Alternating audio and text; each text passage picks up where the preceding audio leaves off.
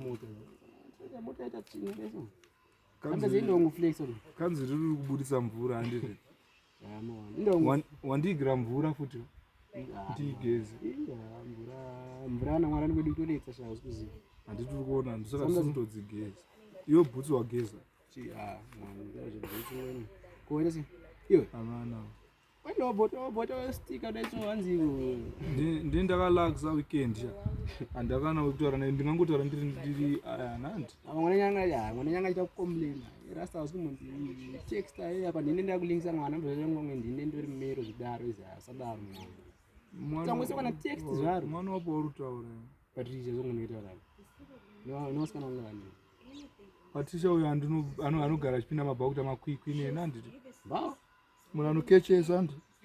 Songo imdastenza. So oro tungerezo textera mwana iranza nyenye tanza pina mbao. Zvinonetsa mfano wangu auzinzwisise. Bana iranza nzwisisa apa notishisha. Ndinga I'm the one akakulingisa cha mwana yote ngorinza zvisha zvokuitira. Ini munhu yandimude. Who's number 1 zvipande.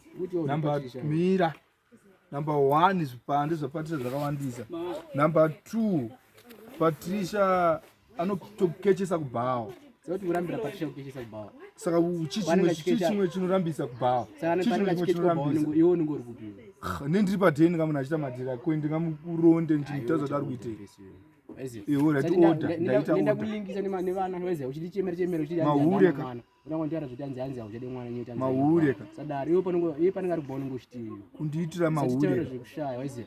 Mahureka. Weze vana vanenge vari muleni mangu aya. Chihureka. Handi chihureka.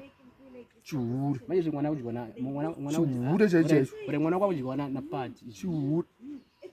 Mwana ujikona part je. Iyo nenda kulingisa mwana iyo ndanga kushaya. Bana ndoro mbonisa hapo. Yakulingisa ni mwana atosvika pakusanga kutora na part.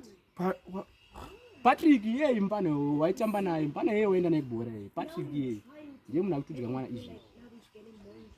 Yozi Patrick yeye. Mpano Ndaru ja Patricia. Zvekushaya techikudzai. Aize. Kesone izvi so. Musara umweri rombe. What Patrick ndiye ari kun andakunzwisisa. Ampana ngatichiwirira. Ndinotowirira. Ngatimire panapa.